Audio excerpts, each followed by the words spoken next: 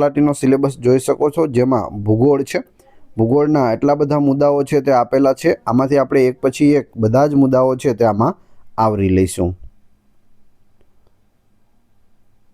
પૃથ્વીની સપાટી પરના મુખ્ય ભૂમિ સ્વરૂપો ક્યાં છે? પર્વતો, ઉચ્ચ પ્રદેશો અને મેદાનો છે. પર્વતોનું નિર્માણ કેવી રીતે થાય છે? પ્લેટ ટેક્ટોનિક હલનચલનના કારણે, જ્વાળામુખી પ્રવૃત્તિઓ અને ધોવાણથી પણ થાય છે. ગેડી પર્વતનું ઉદાહરણ આપો. ગેડી પર્વત કયો છે? તો હિમાલય અને આલ્પ્સ તે બંને ગેડી પર્વત છે. ફોલ્ડ માઉન્ટેન્સ જેને કહે છે તે. જ્વાળામુખી પર્વત એટલે કે વોલ્કેનિક માઉન્ટેનનું ઉદાહરણ આપો. તો તે છે માઉન્ટ ફુજીયામા જે જાપાનમાં આવેલો છે અને માઉન્ટ કિલીમાંજારો જે આફ્રિકામાં આવેલો છે. આફ્રિકાનો સૌથી ઊંચો પર્વત છે કિલીમાંજારો. ખંડ પર્વત એટલે કે બ્લોક માઉન્ટેન એટલે શું? જમીનના ભાગો ઉપર ઊંચકાઈને કે નીચે બેસી જવાથી બનેલા પર્વતો, ઉદાહરણ તરીકે વિંધ્ય અને સાતપુડા પર્વતો. ઉચ્ચ પ્રદેશો કોને કહેવાય છે? આસપાસના વિસ્તાર કરતાં ઊંચાઈ ધરાવતા અને સપાટ સપાટીવાળા ભૂમિભાગોને ઉચ્ચ પ્રદેશો કહે છે. દખ્ખણનો ઉચ્ચ પ્રદેશ કયા પ્રકારનો છે? જ્વાળામુખી ઉચ્ચ પ્રદેશ છે. મેદાનોનું નિર્માણ કેવી રીતે થાય છે? નદીઓ, પવનો, હિમનદીઓ દ્વારા થતા ધોવાણ અને નિક્ષેપણથી મેદાનોનું નિર્માણ થાય છે. નિક્ષેપિત મેદાનનું ઉદાહરણ આપો. ગંગા અને યમુનાના મેદાનો જે ઉત્તરમાં આવેલા છે તે.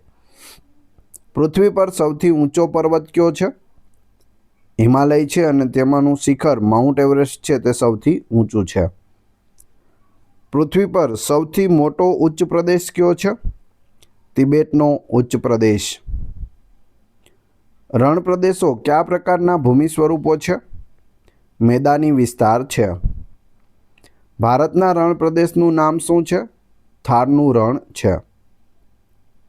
સમુદ્ર સપાટીથી પર્વતોની સરેરાશ ઊંચાઈ કેટલી હોય છે? 900 મીટરથી વધુ.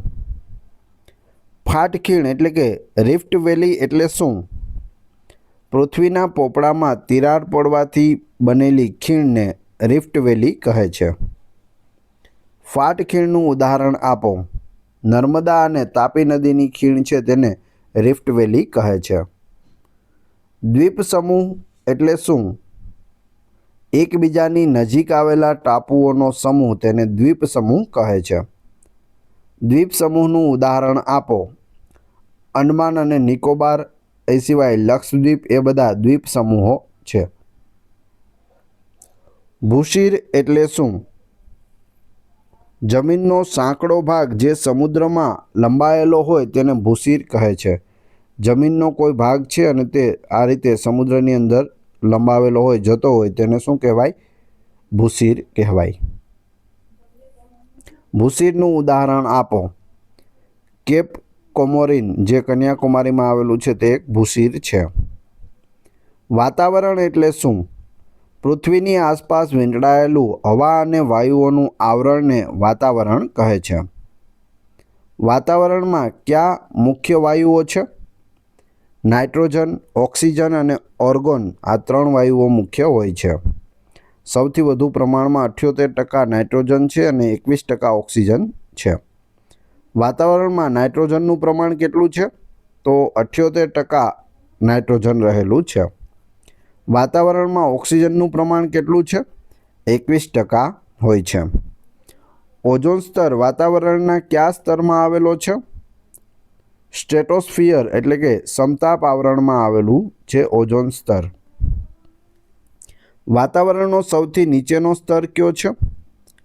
ટ્રોપોસ્ફિયર છે જેને ક્ષોભમંડળ કહે છે અથવા તો ક્ષોભાવરણ કહે છે. હવામાન સંબંધિત બધી ઘટનાઓ કયા સ્તરમાં થાય છે? ટ્રોપોસ્ફિયર એટલે કે ક્ષોભ આવરણમાં થાય છે. વાતાવરણમાં સૌથી ઉપરનું સ્તર કયું છે? એક્ઝોસ્ફિયર છે જેને બહિરાવરણ કહે છે. ઓઝોન સ્તરનું મુખ્ય કાર્ય શું છે? સૂર્યના હાનિકારક પારજાંબલી કિરણોને શોષી લેવું તે ઓઝોન સ્તરનું મુખ્ય કાર્ય છે.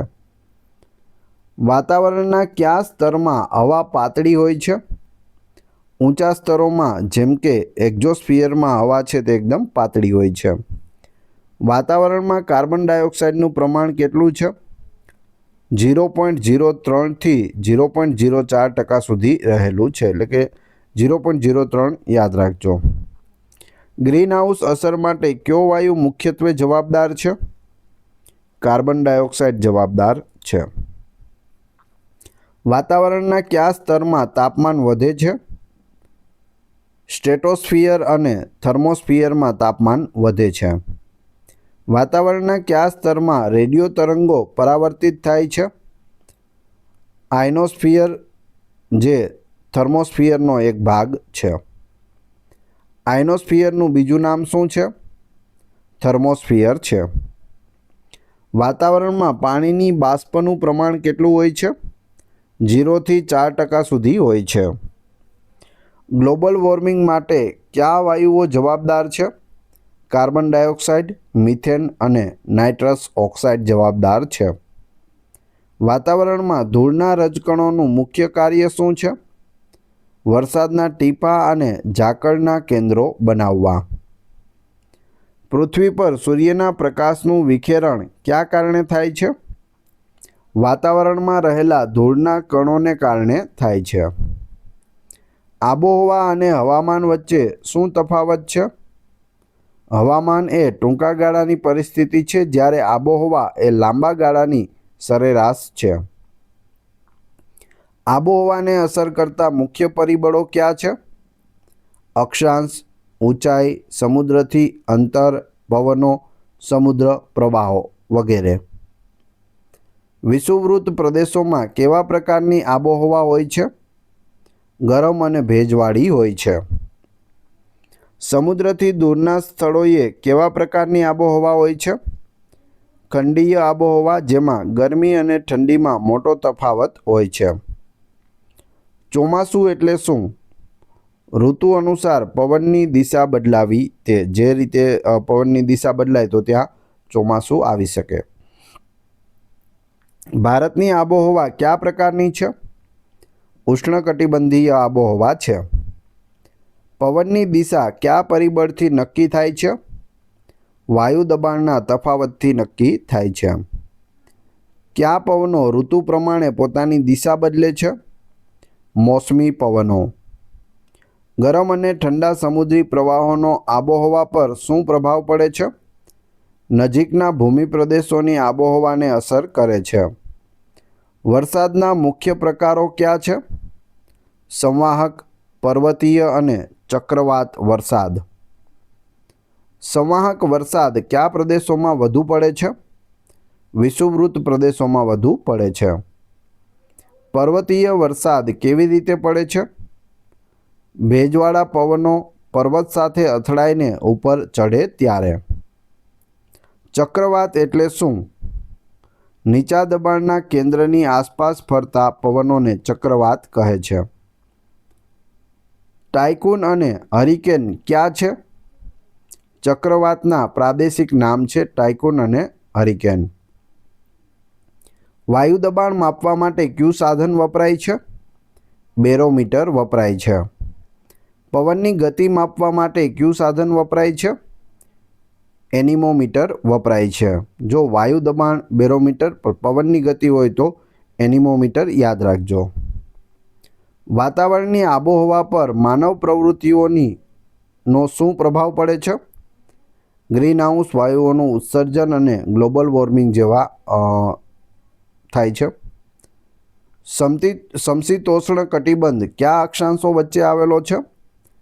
23.5 અંશથી 66.5 અક્ષાંશ વચ્ચે આવેલો છે. પૃથ્વી પર સૌથી ઓછો વરસાદ ક્યાં પડે છે? ધ્રુવીય પ્રદેશો અને રણ પ્રદેશોમાં પડે છે. પૃથ્વી પર સૌથી વધુ વરસાદ ક્યાં પડે છે? મેઘાલયના મોસીનરમમાં, એટલે કે ભારતમાં મેઘાલય રાજ્યમાં સૌથી વધુ વરસાદ પડે છે. મોસીનરમ જગ્યા છે ત્યાં. ઈસુના જન્મ પછીની સૌથી ગરમ સદી કઈ હતી? 20મી સદી સૌથી ગરમ રહી હતી. ભૂમધ્ય સમુદ્રના પ્રદેશોમાં ક્યારે વરસાદ પડે છે? શિયાળામાં પડે છે. ભારતમાં સૌથી વધુ વરસાદ કયા પવનોથી પડે છે? નૈઋત્યના મોસમી પવનોથી. પૃથ્વી પરનું સરેરાશ તાપમાન કેટલું છે? લગભગ 15 ડિગ્રી સેલ્સિયસ છે. ફેરનહીટમાં પૂછે તો 59 ફેરનહીટ થશે. ગ્રીનહાઉસ અસર એટલે શું? વાતાવરણમાં રહેલા વાયુઓ દ્વારા સૂર્યની ગરમીને શોષી લેવાથી પૃથ્વી ગરમ રહેવાની પ્રક્રિયાને ગ્રીનહાઉસ અસર કહે છે. જલચક્ર એટલે કે વોટર સાયકલ એટલે શું? પૃથ્વી પરથી પાણીનું બાષ્પીભવન, વાદળ બનવા અને વરસાદ રૂપે પાછું ફરવું તેને જલચક્ર કહે છે. જલચક્ર વિશે આપણે વાત કરીએ તો જે અહીં સમુદ્રમાં પાણી છે અથવા પૃથ્વી પર પાણી રહેલું છે ત્યાંથી તેનું બાષ્પીભવન થાય છે. બાષ્પીભવન થયા પછી ઉપર જાય છે વરાળ રૂપે અને ત્યાં શું થાય છે? વાદળ બને છે. વાદળો બને છે અને પછી વરસાદ સ્વરૂપે તે ફરીથી પૃથ્વી પર આવે છે, દરેક જગ્યાએ પડે છે અને તે પાછા ફરીથી સમુદ્રમાં જાય છે. તો આ જલચક્ર છે, એક ચક્ર બનાવેલું છે જે ચાલ્યા કરે છે. શું થાય? ઉનાળામાં બાષ્પીભવન થાય પાણીમાંથી અને વાદળો બને. વાદળો બન્યા પછી તે ફરીથી વરસે અને ફરીથી સમુદ્રમાં પાણી જાય છે. હવાના દબાણના મુખ્ય પટ્ટાઓ કયા છે? વિષુવવૃત્તીય નીચા દબાણનો પટ્ટો, ઉપોષ્ણ કટિબંધીય ઊંચા દબાણનો પટ્ટો. આ બે પટ્ટા છે જે હવાના દબાણના મુખ્ય પટ્ટાઓ છે. વાતાવરણમાં ધુમ્મસ કેવી રીતે બને છે? શિયાળામાં તમે જોઈ હશે. ઠંડી હવાના સંપર્કમાં ભેજ આવે ત્યારે ધુમ્મસ બને છે. સૂર્યની ગરમીને પૃથ્વી પર આવતા કેટલો સમય લાગે છે? 8 મિનિટ અને 20 સેકન્ડ લાગે છે. કયા પવનો વ્યાપારી પવનો તરીકે ઓળખાય છે? પૂર્વીય પવનો એટલે કે ટ્રેડ વાઇન્ડ્સ છે તે વ્યાપારી પવનો તરીકે ઓળખાય છે. ધ્રુવીય પ્રદેશોમાં કેવા પ્રકારની આબોહવા હોય છે? ઠંડી અને શુષ્ક હોય છે. વાતાવરણમાં ભેજનું પ્રમાણ માપવા માટે કયું સાધન વપરાય છે? હાઇગ્રોમીટર વપરાય છે. વાદળો બનવાની પ્રક્રિયા કયા સિદ્ધાંત પર આધારિત છે? ઘનીકરણ પર આધારિત છે. પૃથ્વીના વાતાવરણને સૌથી વધુ ગરમી કયા ભાગથી મળે છે? પૃથ્વીની સપાટીથી મળે છે. આબોહવા પરિવર્તનનું મુખ્ય કારણ શું છે? માનવ પ્રવૃત્તિઓ છે. અલ નીનો એટલે શું? અલ નીનો જવાબ આવશે પૂર્વ પ્રશાંત મહાસાગરમાં ગરમ સમુદ્ર પ્રવાહનો ઉદ્ભવ થવો તેને અલ નીનો કહે છે. ભારતમાં કયા મહિનામાં સૌથી વધુ વરસાદ પડે છે? જુલાઈ અને ઓગસ્ટમાં સૌથી વધુ વરસાદ પડે છે. કયા પ્રકારના પવનોને રોરિંગ ફોર્ટીઝ કહેવામાં આવે છે? 40° દક્ષિણ અક્ષાંશ પર ફૂંકાતા પશ્ચિમી પવનોને. વાતાવરણના કયા સ્તરમાં જેટ વિમાનો ઉડે છે? સ્ટ્રેટોસ્ફિયરમાં ઉડે છે જેટ વિમાનો. પૃથ્વીના કયા ભાગમાં દિવસ અને રાતનું તાપમાન સૌથી વધુ અલગ હોય છે? રણ પ્રદેશોમાં અલગ હોય છે. રાત્રે ખૂબ ઠંડી હોય, દિવસના ખૂબ તાપમાન વધી જાય છે. વાતાવરણમાં ભેજનું મુખ્ય સ્ત્રોત શું છે? જળાશયો, નદીઓ અને મહાસાગરો છે. વાયુ દબાણ કયા પરિબળ પર આધાર રાખે છે? ઊંચાઈ અને તાપમાન પર આધાર રાખે છે. પૃથ્વી પર વાતાવરણની હાજરીનું મુખ્ય કારણ શું છે? પૃથ્વીનું ગુરુત્વાકર્ષણ બળ.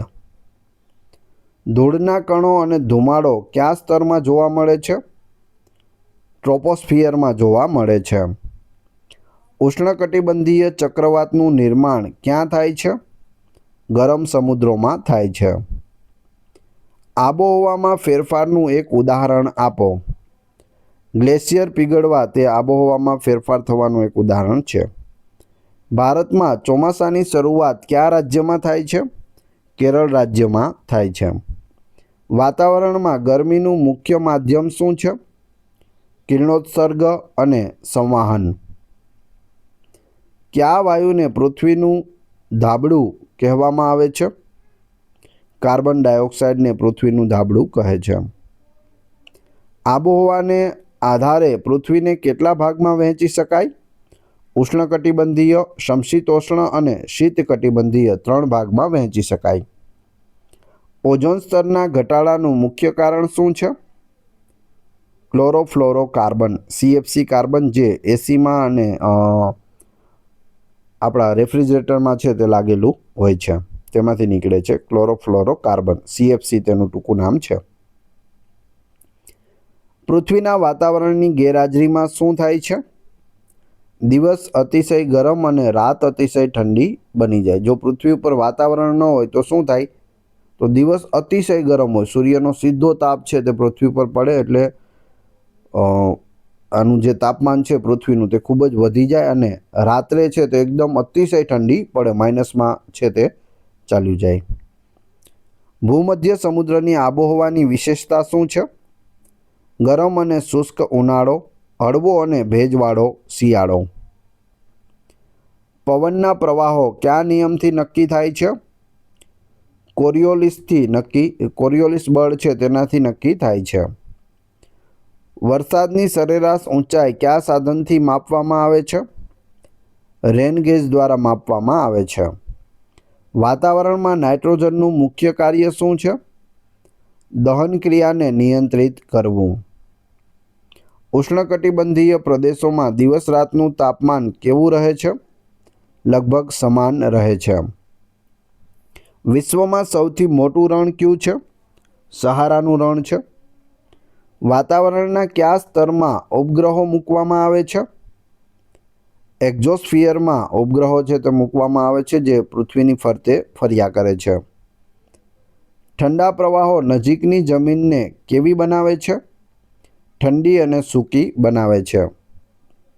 પૃથ્વીના વાતાવરણનું સંરક્ષણ કરવું કેમ જરૂરી છે? જીવન અને પર્યાવરણને ટકાવી રાખવા માટે. હવે તમારી ટેસ્ટ, જે આપણે વિડીયો જોયો તેમાંથી તમને અહીં પ્રશ્નો પૂછવામાં આવે છે જેના જવાબ તમારે ક્રમશઃ કમેન્ટ બોક્સમાં આપવાના છે, જેથી મને ખ્યાલ આવે કેટલા લોકો વ્યવસ્થિત વિડીયો જુએ છે અને કેટલા લોકોને આ પ્રશ્નોના જવાબ આવડે છે. એ પછી આપણે PDF વિશે પણ વાત કરશું. એ પહેલાં વિડીયો પસંદ આવી રહ્યો હોય તો લાઇક, કોમેન્ટ, શેર અને સબસ્ક્રાઈબ કરવાનું ના ભૂલશો. આ ચેનલ ઉપર ઘણા બધા વિડીયો અવેલેબલ છે. તમે ચેનલના નામ ઉપર ક્લિક કરી વિડીયોમાં જઈ બધા જ લેટેસ્ટ વિડીયો જોઈ શકો છો. ટેસ્ટમાં પ્રથમ પ્રશ્ન છે, પૃથ્વી પર સૌથી ઊંચો પર્વત કયો છે? બીજું, વાતાવરણમાં ઓક્સિજનનું પ્રમાણ કેટલું છે? 3, વિશ્વમાં સૌથી મોટું રણ કયું છે? અને 4, પૃથ્વી પર સૌથી વધુ વરસાદ ક્યાં પડે છે? આપણા ભારતમાં પડે છે, પણ કયા રાજ્યમાં, કઈ જગ્યાએ તમારે કહેવાનું છે. આ વિડીયોની ફ્રી PDF આપને ટેલિગ્રામ અને વોટ્સઅપ ગ્રુપમાં મળી જશે, જેની લિંક ડિસ્ક્રિપ્શનમાં પણ આપેલી છે. વિડીયો પસંદ આવ્યો હોય તો તમે લાઇક, કોમેન્ટ અવશ્ય કરી દેજો.